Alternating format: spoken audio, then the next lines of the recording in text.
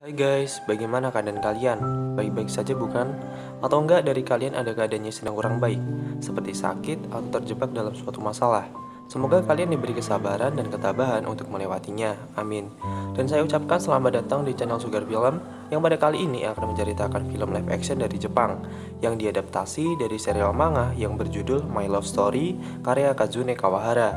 Langsung saja, nggak usah kakek omong, langsung ayo kalau ceritane, let's go.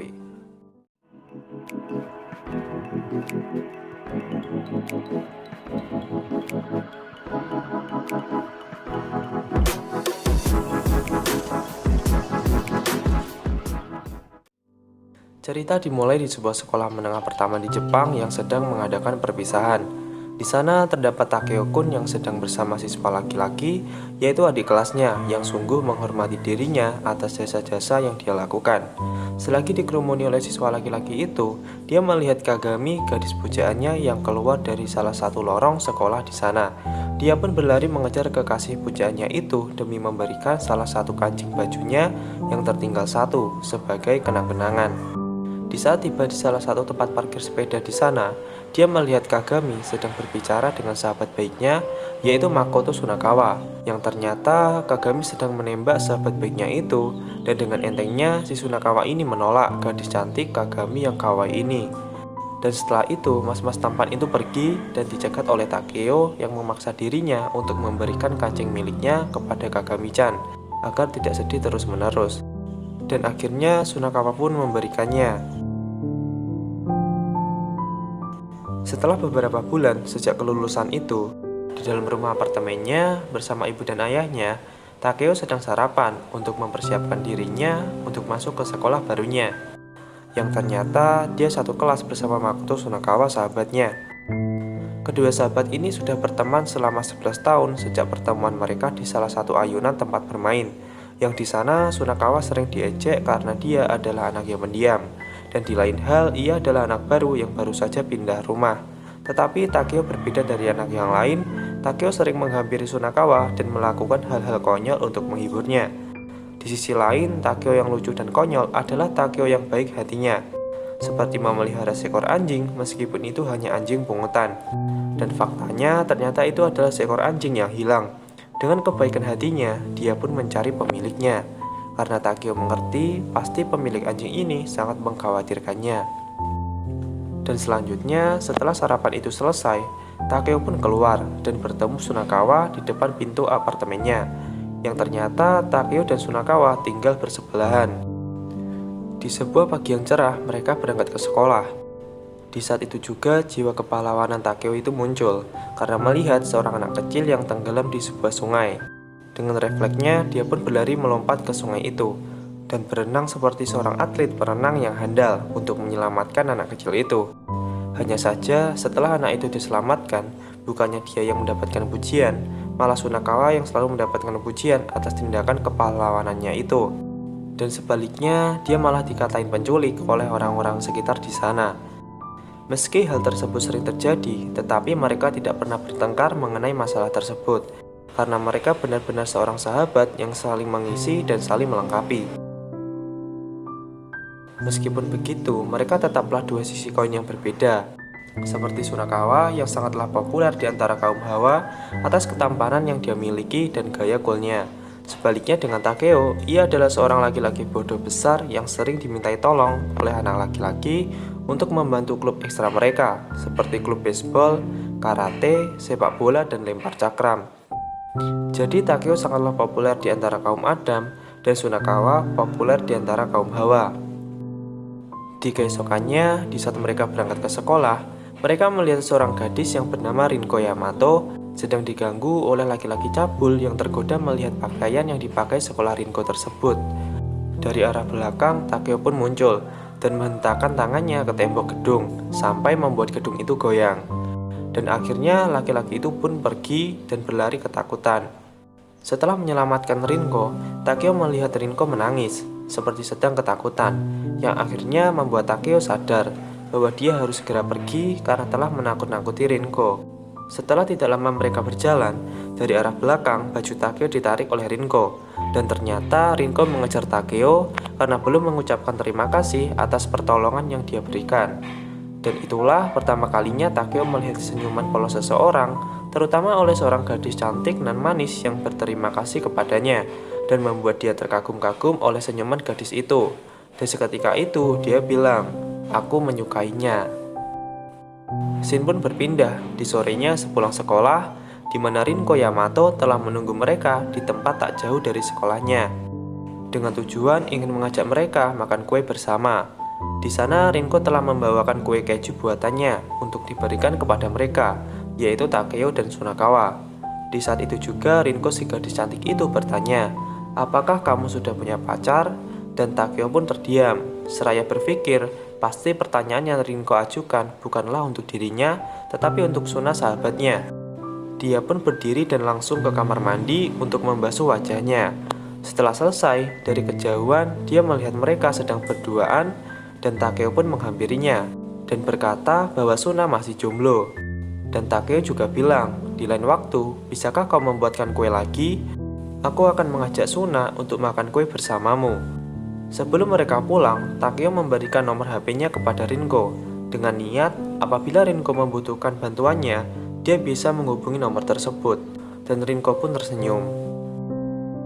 Yang di dalam waktu ini, Takeo masih belum tahu kalau yang disukai oleh Rinko adalah dirinya. Malahan, Takeo menganggap Rinko suka terhadap sahabatnya, yaitu Sunakawa. Di keesokannya, mereka pun bertemu kembali dengan Rinko yang membawakan sebuah kue coklat gulung. Di saat mereka makan kue tersebut, Takeo sangat suka dan tidak tahu itu kue apa. Dan di saat itulah Rinko bilang, "Bolehkah aku memanggil nama depanmu?" Yaitu Takeo.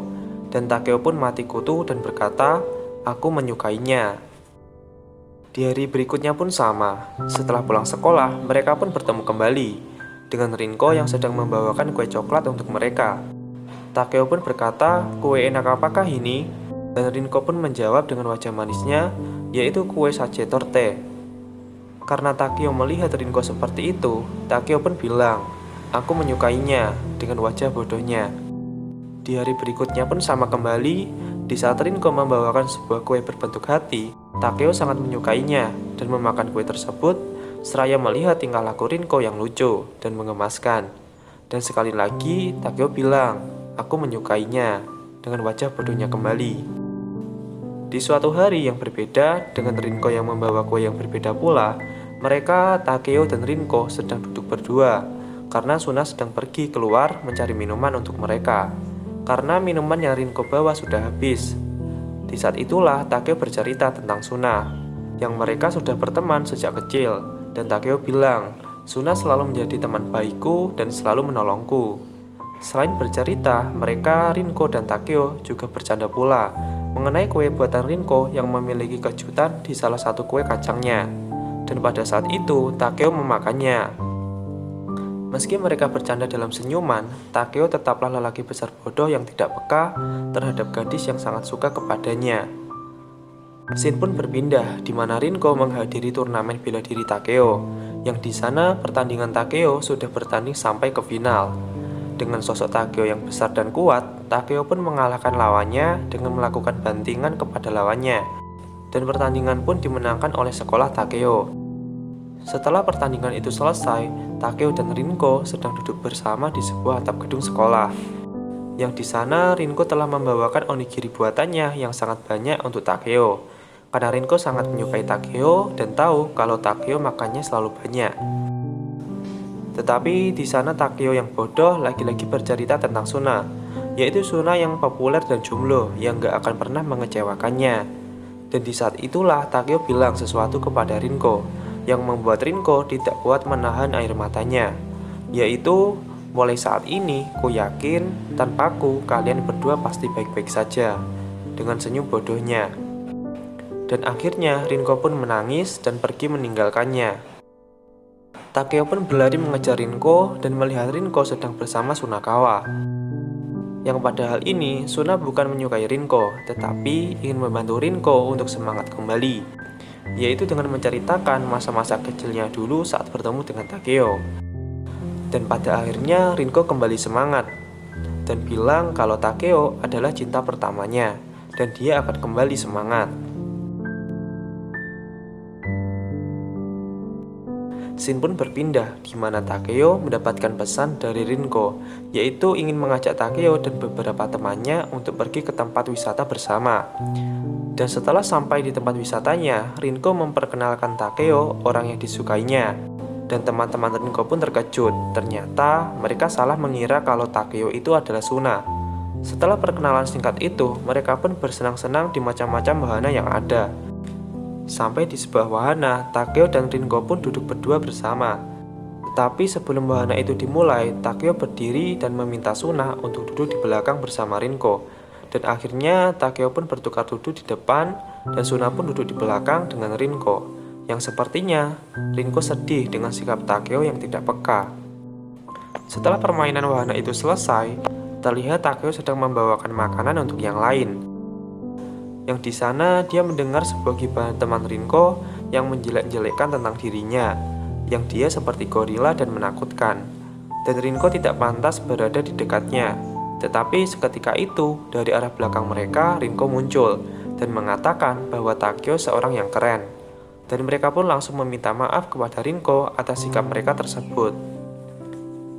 Setelah mereka menyelesaikan makanan mereka pun pergi ke sebuah wahana rumah hantu. Yang tidak lama kemudian terjadi sebuah kebakaran di sana. Mereka pun berkumpul dan segera mencari jalan keluar, yang ternyata semua pintu keluar sudah tidak bisa dilewati, dan mereka pun terjebak di sana. Seraya teman-teman mereka panik, Takeo pun berpikir dan mencari jalan keluar. Dengan Suna memberitahu ada sebuah celah di dinding tembok. Seketika itu, Takeo pun bergegas mendobrak dinding tersebut sampai runtuh. Dan mereka pun bisa keluar dari kebakaran itu. Tetapi karena tidak sempat keluar, Rinko yang berada di belakang Takeo hampir tertimpa sebuah peti kayu yang besar. Untung saja si bodoh Takeo melindungi Rinko dengan tubuh besarnya. Takeo pun menyuruh Suna untuk segera pergi karena api yang ada mulai menyebar. Dan dengan terpaksa mereka pun keluar. Di dalam wahana tersebut, Takeo mengangkat petinya dengan sekuat tenaga. Dan tidak lama kemudian Rinko pun datang menghampirinya. Dan dengan kekuatan yang diberikan oleh Rinko, Takeo pun kembali bersemangat, yang akhirnya bisa menyingkirkan peti tersebut dan mereka pun akhirnya bisa keluar dengan selamat. Setelah kejadian itu, teman-teman Rinko sadar bahwa Takeo adalah lelaki yang baik dan mengagumkan, terutama saat Takeo menyelamatkan teman mereka Rinko. Dan di lain pihak, Rinko semakin mengagumi sosok Takeo yang sangat baik dan keren. Di saat Takeo sedang duduk sendiri, dia dihampiri seorang gadis yang ternyata dia adalah Kagami, teman Takeo dulu saat SMP. Tetapi tidak lama kemudian, Rinko datang dan melihat mereka sedang berduaan. Di saat Rinko mendekati Takeo karena ingin mengembalikan jas Takeo, Kagami bertanya kepada Takeo, apakah dia pacarmu? Dan Takeo menjawab, bukan. Scene pun berpindah di mana hari-hari Takeo tidak seperti biasanya. Yang biasanya semangat dan selalu mengagumkan di masing-masing bidang ekstra sekolah, yang kali ini Takeo seperti seorang yang sangat kurang dalam hal apapun. Di rumahnya, Takeo yang sedang bersama ibunya, dia mendapatkan pesan dari Rinko yang ingin mengajak Takeo untuk menemaninya berbelanja untuk kebutuhan membuat kue, karena Sunakawa sebentar lagi akan ulang tahun. Setelah mereka bertemu di dekat air mancur di salah satu taman, mereka pun segera berangkat ke tempat yang ingin mereka kunjungi untuk membeli kebutuhan kue itu. Di sana mereka berjalan bersama, menikmati waktu bersama, bercanda, tertawa bersama layaknya seorang pasangan yang sedang berkencan. Di saat mereka beristirahat di salah satu tempat di sana, Takeo yang bodoh sedikit bercerita tentang betapa beruntungnya Suna memiliki seseorang yang sangat perhatian kepadanya, dan itu pasti sebuah kebahagiaan terbesar. Dan dengan polosnya, Rinko bertanya kepada Takeo, jadi kamu punya seseorang yang kamu suka? Dan Takeo pun bilang, iya. Rinko bertanya seperti ini karena Rinko ingin memastikan kejadian kemarin saat Rinko melihat Takeo sedang bersama seseorang wanita, yaitu Kagami.